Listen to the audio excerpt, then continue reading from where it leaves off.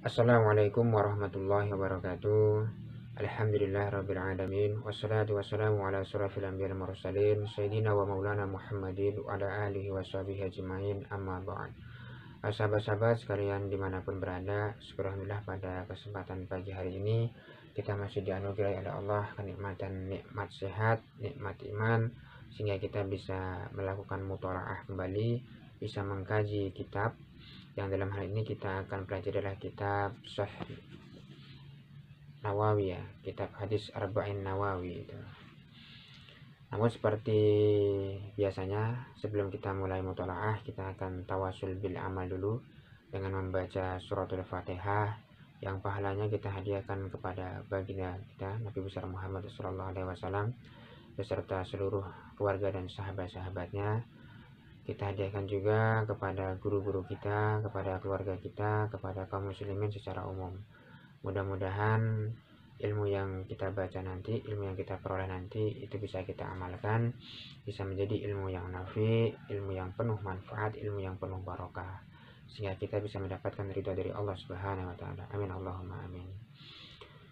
Ila hadratin Nabil Mustafa Sayyidina wa maulana Muhammadin wa ala alihi wa sahbihi wa suwajihi wa duriyatihi wa ikhwanihi minal anbiya wal mursalin wa suhada wa sadiqin sumala sufadal qadir jalani sa'allahumul fatihah.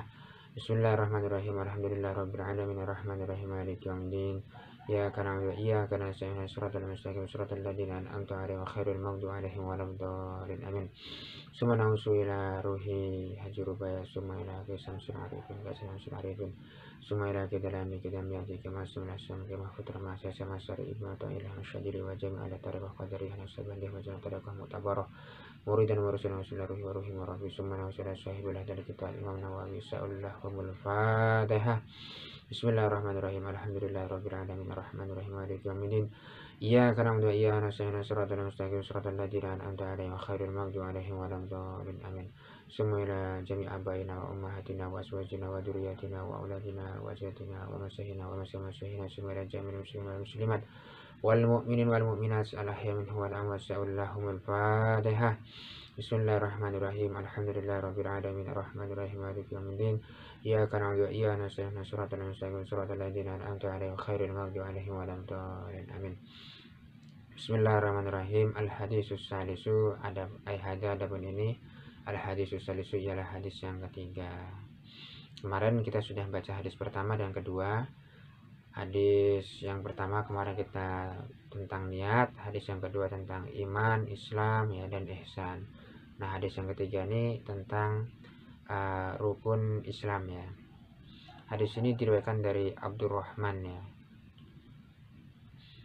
An Abi Abdurrahman Abdullah bin Umar bin Al-Khattab radhiyallahu anhuma qala. Hadis yang diriwayatkan dari Abi Abdurrahman Abdullah bin Umar bin Al-Khattab ya. Mudah-mudahan Allah meridhai keduanya. Qala berkata siapa Abdullah ibnu Umar ya. Abdullah Umar ini anak dari Sayyidina Umar ya. Berkata, sami'tu, aku mendengar Rasulullah SAW kepada Rasulullah SAW. Yaqulu telah bersabda. Yaqulu ini fi'il mudhari ya. Fa'ilnya ya baginda Rasul itu.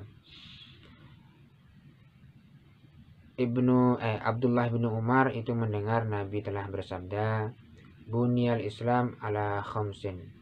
Islam itu dibangun ya. Bunya itu dibangun. Ala khamsin atas 5 hal gitu ya. Jadi Sayyidina Abdullah bin Umar, anaknya Sayyidina Umar ya, itu mengatakan Islam itu dibangun atas 5 dasar. Yang pertama syahadatil alla ilaha illallah, syahadat bahwasanya tidak ada Tuhan selain Allah, wa anna Muhammadar Rasulullah, dan Nabi Muhammad adalah utusan Allah. Kemudian selanjutnya wa iqamis sholati, mendirikan sholat, wa ita'iz zakati, dan menunaikan zakat, wa hajil baiti, haji ke Mekah, wa shaumi Ramadan, dan puasa Ramadan. Rawahul Bukhari wa Muslim. Hadis ini dari Imam Bukhari dan Imam Muslim. Dari hadis ini kita bisa tahu bahwasanya Islam itu pokoknya ada 5 atau dasar bangunannya ada 5. Sehingga kalau orang mengaku Islam tapi dia hanya mau melaksanakan 2 atau 3 saja dari rukun ini, maka Islamnya orang tersebut itu masih belum sempurna. Dia mau bersyahadat kepada Rasulullah, mau mengakui bahwasanya tidak Tuhan selain Allah, mau mengakui bahwasanya Nabi Muhammad adalah utusan Allah, tapi orang tersebut tidak mau menjalankan syariat misalkan, maka keislaman orang tersebut tidak sempurna gitu. Karena Islam itu memang dibangun atas 5 pilar, atas 5 rukun. Kalau rukunnya tidak lengkap, maka ya tidak sempurna juga itu. Rukun yang pertama, orang tersebut harus mau mengakui bahwasanya tidak Tuhan selain Allah dan Nabi Muhammad adalah utusan Allah. Syahadat ini itu implikasinya sangat besar sekali itu. Karena syahadat itu bukan hanya fil qalbi, tetapi dia harus an-nutqu bil lisan, harus diucapkan di lisan, dan juga harus dibuktikan dengan perbuatan, al-af'al. Jadi 3 komponen harus terpenuhi, qalbun, lisan, dan af'al. Kadang kita masih mau mengakui atau bersyahadat hanya di Islam saja, hanya di lisan saja, atau kita kenal dengan istilah Islam KTP gitu ya, tapi perbuatan masih belum Islam ya, belum mau tunduk dengan syariat Islam. Itu tandanya masih perbuatannya belum mengakui bahwasanya Nabi Muhammad adalah utusan Allah. Kalau emang mengaku bahwasanya Nabi Muhammad adalah utusan Allah, ya sami'na wa ata'na, bukan sami'na wa asaina. Sami'na wa ata'na itu saya dengar, saya patuhi gitu. Apapun yang datang dari Nabi diambil, apa-apa yang dilarang dari Rasul itu ditinggalkan. Wa ma atakum fakhuduhu wa ma nahakum anhu fangtahu itu. Kalau yang disuruh dilakukan, yang dilarang ditinggalkan. Ini kalau betul kita mengaku bahwasanya Nabi Muhammad adalah utusan Allah itu. Kita mengaku bahwasanya tidak Tuhan selain Allah, itu pun harus dibuktikan dalam af'al kita. Kita mengaku bahwa tidak Tuhan selain Allah ya, kita harus merasa selalu diawasi oleh Allah gitu. Kalau emang Allah itu Tuhan, Allah itu maha kuasa, maha melihat, ya kita nggak akan berani melanggar perintahnya itu. Namun fakta realita di lapangan terkadang berbeda. Ini membuktikan bahwasanya kadar keimanan kita itu masih belum sempurna, keislaman kita pun masih belum sempurna itu. Jadi semakin kita bisa membuktikan keislaman kita, keimanan kita dalam hati, dalam lisan, dan dalam perbuatan, maka semakin sempurna pula keislaman dan keimanan kita itu. Kemudian rukun yang selanjutnya wa iqamis shalah, mendirikan sholat. Kita sering hanya melaksanakan sholat saja, bahkan terkadang belum sempurna melaksanakan sholat ya. Padahal yang diminta oleh Nabi itu bukan af'alnya, bukan melaksanakannya, tapi adalah mendirikannya. Apa makna mendirikan? Mendirikan itu walaupun sholat sudah selesai dilaksanakan, spirit atau nilai-nilai dari sholat tersebut harus dibawa dalam aktivitas sehari-hari kita. Nabi pernah bilang, inna sholata tanha anil fahsya'i wal munkar. Sholat itu bisa mencegah perbuatan keji dan mungkar. Tapi kenapa kok kita sudah sholat tiap hari istiqomah kok masih mau melakukan maksiat? Itu tanda bahwa sholat kita itu belum iqomah, belum mendirikan, tapi masih baru af'al, baru fi'lun saja, baru melaksanakan saja. Sholat hanya diawali dengan takbiratul ihram, diakhiri dengan salam. Padahal yang diminta Nabi bukan seperti ini, tapi iqamatis sholat itu, yaitu nilai-nilai spirit sholat dibawa dalam kehidupan sehari-hari gitu.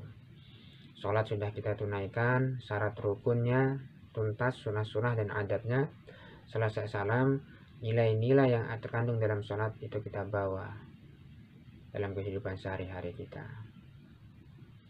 Kemudian yang selanjutnya wa ita'iz zakah, membayar zakat itu. Zakat ada zakatul mal, ada zakatul abdan, ada zakat harta, ada zakat badan. Kita tunaikan semuanya. Kalau kita mengaku bahwasanya kita adalah orang Islam, kita punya kelebihan harta, ya kita zakati. Termasuk badan kita pun harus kita zakati juga.